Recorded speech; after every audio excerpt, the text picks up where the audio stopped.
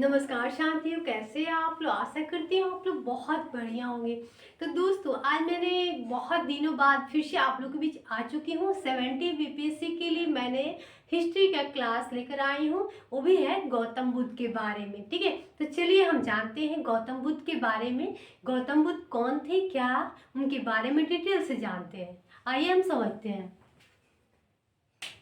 यहाँ पे दिया है गौतम बुद्ध। ठीक है, इनका हम परिचित सबसे पहले जानेंगे कि उनका जन्म कब हुआ था, उनका मृत्यु कब हुई थी, उनके पिता तो उनका डिटेल जानेंगे, उनका परिचय जानेंगे, है ना।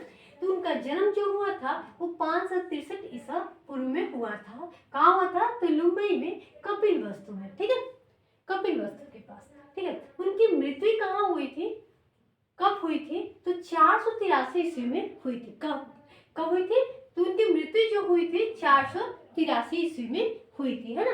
कहाँ हुई थी, तो कुशीनगर में हुई थी। कहाँ हुई थी, तो कुशीनगर में हुई थी। कितने सालों में उनकी मृत्यु हो गई, तो 80 साल के थे तब उनकी मृत्यु हो गई। मतलब लगभग वो 80 साल तक वो जिंदा रहे, 80 साल होते होते वो मर गए। उनके पिता का नाम क्या था, सूर्यधन था। ठीक है, वो क्या थे, तो कपिल वस्तु के राजा थे। कहाँ के राजा थे, तो कपिल वस्तु के राजा थे, जो गौतम बुद्ध के पिता थे। ठीक है, उसकी माता जो थी उनका नाम था महामाया। ठीक है, वो थी कोलिया वंश से। ठीक है, तो ये एग्जाम में पूछ देता है कि गौतम बुद्ध की जो माता थी वो किस वंश से थी, तो आप लोग बताइएगा कोलिया वंश। ठीक है, और अगर उसके पिता को पूछ दिया जाए कि गौतम बुद्ध के जो पिता थे सूर्यधन, तो वो किस वंश से थे, तो आपको बताना है शाक्य वंश से। शाक्य वंश से। ठीक है, शाक्य वंश से, शाक्य वंश। ठीक है, उसके बाद सौतेली माता कौन थी, तो प्रजापति थी। प्रजापति गौतमी थी। ठीक है, उनकी ये उनकी माता थी सौतेली माता प्रजापति गौतमी, वो गौतम बुद्ध की मासी थी। ठीक है, उनकी माँ की बहन थी, यानी उनकी मासी थी। जब वो 7 वर्ष की उम्र में गौतम बुद्ध की माँ, जब वो 7 वर्ष की उम्र में गौतम बुद्ध थे तभी उनकी माता चल बसी। तो उनके पिताजी की शादी उनकी मासी के साथ हो गई, और उसकी मासी ने ही उनका लालन पालन किए थे। ठीक है, की थी। उसके बाद यहाँ पे उनकी शादी हो जाती है 16 वर्ष के उम्र में। किसके साथ, तो यशोधरा के साथ। ठीक है, उसके बाद उनका पुत्र का नाम जो है वो राहुल है। ठीक है, एक और बंधन में, मतलब उनकी फैमिली अलग, मतलब अलग एक और फैमिली, जैसे उनकी पत्नी फिर उनका बेटा एक मतलब अलग हो गया। ठीक है, उसके बाद गृह त्याग कितने वर्ष में किए थे दोस्तों, तो 29 साल में किए थे। ठीक है, 29 साल में उन्होंने अपने घर को त्याग कर दिए। ठीक है, अचानक रात को जब उनकी पत्नी और उनका बेटा सोया हुआ था, वो अचानक रात को 12-1 बजे वो घर से निकल गए बिना बताए हुए। ठीक है, उसने जाते वक्त क्या क्या देखे थे, तो 4 दृश्य देखे थे। वृद्ध व्यक्ति, मतलब बूढ़ा व्यक्ति, बीमार व्यक्ति देखे थे, मृत व्यक्ति देखे थे। उसके पहले ही तब वो सोचे थे कि हम सन्यास बनेंगे। उसने मतलब गृह त्याग करते वक्त नहीं, पहले ही देखे थे। तब वो सोचे थे कि हमको मतलब ज्ञान प्राप्त करना है या साधु संत जो भी बनना है। ठीक है, तो उसके बाद सन्यासी को देखे थे। ठीक है, तो 4 दृश्य वो देखे थे। उनके प्रथम गुरु कौन थे दोस्तों, तो अलार कलाम थे। अलार कलाम थे। ठीक है, प्रथम गुरु गौतम बुद्ध के। ठीक है, वो कहाँ के थे, तो वैशाली के थे। कहाँ के थे, तो वैशाली के थे। ठीक है, द्वितीय गुरु कौन थे, तो रुद्र राजपुत्र थे। रुद्र राजपुत्र थे द्वितीय गुरु। कहाँ के रहने वाले थे दोस्तों, तो ये थे राजगृह के थे। कहाँ के थे, तो राजगृह के थे। ठीक है, इतना आप लोग को समझ में आ गया होगा, है ना। उनका जन्म कब हुआ था, 563 ईसा पूर्व में लुम्बिनी में कपिल वस्तु के पास। ठीक है, उसके बाद उनकी मृत्यु कब हुई थी, 483 ईस्वी में कुशीनगर में हुई थी, 80 साल के उम्र में। उनके पिता का नाम क्या था, सूर्यधन था। कपिल वस्तु के राजा थे। कौन सा वंश से थे, तो शाक्य वंश से थे। ठीक है, उसकी माता का नाम क्या था, तो महामाया। वो किस वंश से थी, तो कोलिय वंश से। ठीक है, उसके बाद सौतेली माता कौन थी, तो प्रजापति गौतमी, यानी उसकी मासी थी। ठीक है, पत्नी का नाम क्या था, यशोधरा था। उनकी शादी कब हुई थी, कितने साल में, तो 16 वर्ष के आयु में। ठीक है, उसके पुत्र के नाम क्या था दोस्तों, तो राहुल था। गृह त्याग कितने साल में किए थे, तो 29 साल में। ठीक है, वो 4 दृश्य में क्या क्या देखे थे, वृद्ध बूढ़ा व्यक्ति, उसके बाद बीमार व्यक्ति, उसके बाद मृत व्यक्ति और सन्यासी, ये 4 देखे थे। प्रथम गुरु कौन थे? अलार कलाम, वो वैशाली जिला के रहने वाले थे। द्वितीय गुरु कौन थे? तो रुद्र राजपुत्र थे। कहाँ के रहने वाले थे?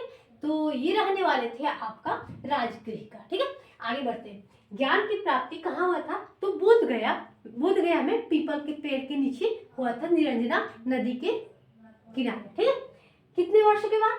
तो 6 वर्ष के बाद, 6 वर्ष के लगभग वो 6 साल तक वो तपस्या करते रहे, उसके बाद उन्हें ज्ञान की प्राप्ति हुई। कहाँ पे? तो बोध गया में निरंजना नदी किनारे पीपल के पेड़ के नीचे। ठीक है, कितने साल में हुए?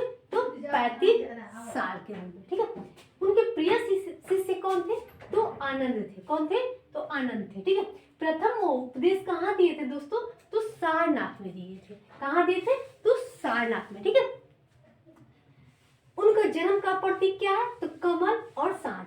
गृह त्याग, मतलब गृह जब घर त्याग दिए थे तो किस पे बैठ के गए थे? बाहर, तो घोड़ा पर बैठे। ज्ञान प्राप्त कहाँ हुआ था? तो पीपल, मतलब ईश्वर का प्रतीक दिखाया।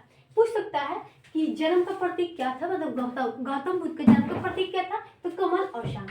गृह त्याग का तो पूछेगा तो घोड़ा। ज्ञान प्राप्त हुआ था उसका, तो पीपल हो जाएगा। निर्णय जो होगा पद छीन हो जाएगा। राइट, उसके बाद है आनंद किसके आग्रह पर महिलाओं को बौद्ध धर्म में प्रवेश मिला? ये क्वेश्चन आपसे पूछ सकता है। तो आनंद के कहने पर गौतम बुद्ध ने महिलाओं को बौद्ध धर्म में आने का प्रवेश, मतलब आने दिए, उन्होंने धर्म में प्रवेश करने दिए। ठीक है, प्रथम उनके शिष्य कौन थी? प्रथम शिष्य जो थी उनकी मासी थी गौतमी। ठीक है, सर्वाधिक उपदेश कहाँ दिए थे? श्रीवास्तव कौशल में दिए थे, सबसे ज्यादा उपदेश दिए थे। दोस्तों जो भी ये क्वेश्चन है ये एग्जाम से रिलेटेड है और ये सब क्वेश्चन जरूर पूछता है, आप लोग हर एक एग्जाम में देखिए। लेकिन ये मैंने 17 बीपीएससी के लिए बनाई हूँ। ठीक है, अंतिम उपदेश किसको दिए थे? सुमुद शिष्य को दिए थे। सर्वाधिक उपदेश ये पता है। अब प्रथम प्रजापति महिलाओं को, मतलब उसमें अपना प्रवेश दिए थे। प्रथम शिष्य उसी को बनाए थे, अपनी मासी को ही बनाए थे। ठीक है, तो उम्मीद करती हूँ आप लोग को समझ में आ गया होगा, है ना। तो चलते हैं नेक्स्ट पे।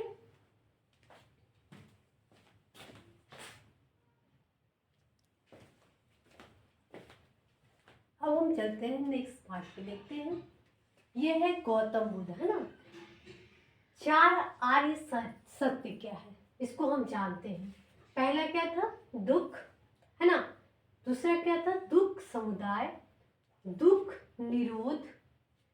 निरोधी मंत्र। ठीक है, अब आ रहा आष्टिक मार्ग कितने थे? तो 6 थे।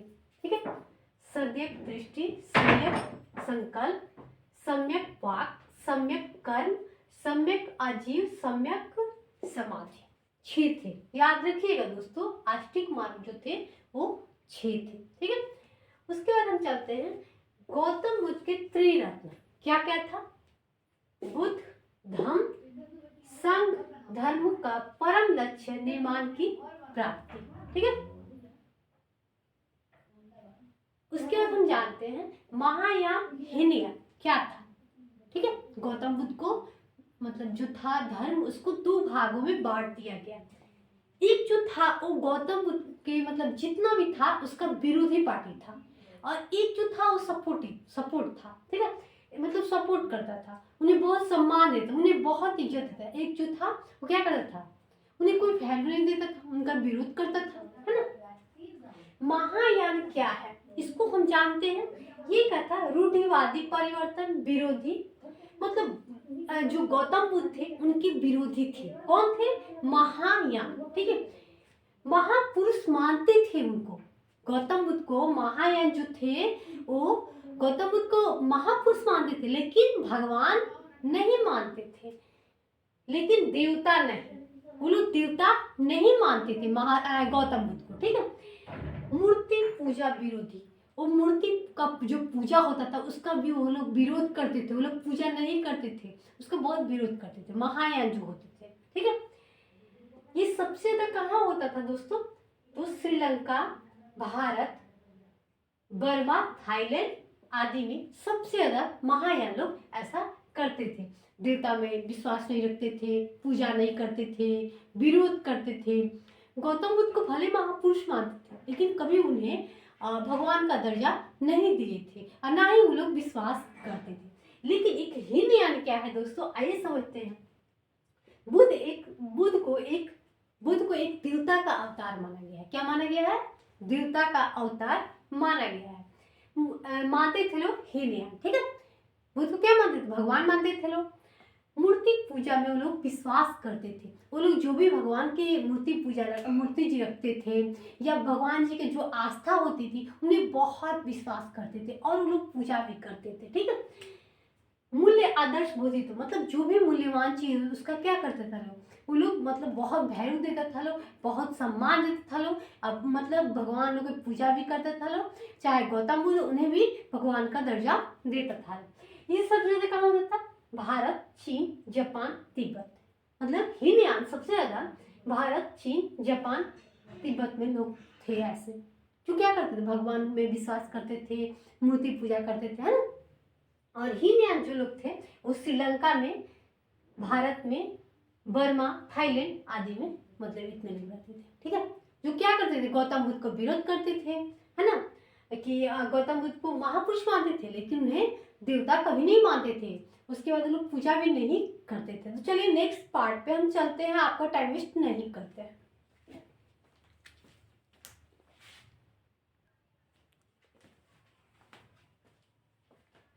अब हम तीसरा पार्ट पे आ चुके हैं, ठीक है। तो आइए समझते हैं। यहाँ पे 483 ईस्वी में कहाँ हुआ था? तो राजगृह में हुआ था। वहाँ के राजा कौन था दोस्तों? तो अज्ञात शत्रु थे। अध्यक्ष कौन थे? तो महाकश्यप थे, ठीक है। पूछ सकता है 483 ईस्वी में जब ये था तो राजगृह मतलब राजा कहाँ पे हुआ था? 483 ईस्वी में तो राजगृह में। वहाँ का राजा कौन था? उस टाइम राजा कौन था? तो अज्ञात शत्रु थे, ठीक है।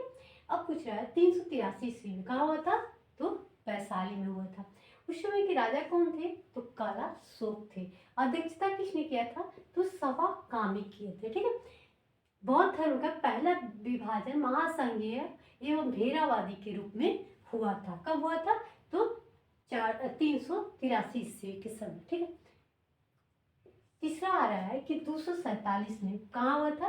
तो पाटलिपुत्र में हुआ था। उस समय के राजा कौन थे वहां का? तो अशोक थे। अध्यक्षता किसने किया था? तो मोगली पुत्र ने किया था, ठीक है। उस समय क्या हुआ था? अधम पिटक का संकलन किया गया था, ठीक है। 247 में अशोक के समय पाटलिपुत्र में। उम्मीद करती हूँ कि आप लोग को याद हो रहा होगा, ठीक है। आप लोग ध्यान से पढ़िएगा, समझिएगा, आप लोग को बहुत बढ़िया समझ में आ जाएगा, ठीक है। अब हम आ चुके हैं 102। इसमें कहाँ हुआ था? तो कुंडलवन कश्मीर में हुआ था। याद रखिएगा दोस्तों। और उस समय के राजा कौन थे? कनिष्क थे। अध्यक्षता किया था वसुमित्र अश्वघोष ने किए थे, है ना। बौद्ध धर्म का विभाजन महायान, हीनयान। उसी वक्त बौद्ध धर्म का विभाजन हुआ था, ठीक है। दो भाग में बट गए थे, एक महायान, एक हीनयान थे, ठीक है। जो क्या था? महायान जो थे वो भगवान की पूजा में विश्वास नहीं रखते थे और विरोध करते थे और गौतम बुद्ध को महापुरुष मानते थे, लेकिन भगवान का मतलब जगह नहीं दी थी उनको, ठीक है। ऐसा होते उसके बाद क्या है? बोधिसत्व है। ये क्या होता है दोस्तों? ऐसा व्यक्ति जो स्वयं निर्माण प्राप्त कर चुका हो और अन्य लोगों को मतलब खुद सीख कर दूसरों को सिखाता हो, उसे हम लोग क्या कहते हैं? बोधिसत्व कहते हैं। अन्य लोगों को सहायता करता हो उसे हम लोग बोधिसत्व। ब्रजयान क्या होता है दोस्तों? ये गुप्त काल में चला था 6वीं से 8वीं शताब्दी में, ठीक है। इसका विश्व 6वीं से शताब्दी ईस्वी में इसका विश्व इसके साथ विश्वघात हुआ था। विश्वघात हुआ था। इसमें आडंबर की प्रधानता थी, मतलब इसके साथ विश्वघात किया गया और इसमें आडंबर की प्रधानता थी, जिसके कारण बौद्ध धर्म पतन का योगदान सबसे ज्यादा किसको दिया गया है? तो इसमें आडंबर था। इनकी प्रधानता थी, जिसके कारण बौद्ध धर्म की पतन हो गई। ठीक है, तो चलते हैं, अगर तो आगे थोड़ा सा और बाकी है दोस्तों, उसको भी कंप्लीट कर लेते हैं। ठीक है, और आज हम ये कंप्लीट कर देते हैं। ठीक है, थोड़ा सा और बचा है।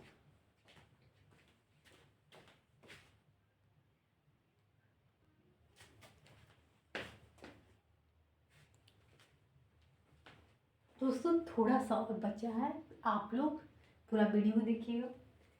अब हमारे बौद्ध साहित्य, इसमें क्या है, सूत्र पिटक क्या है, तो पाली भाषा में ये रचित है, सूत्र पिटक।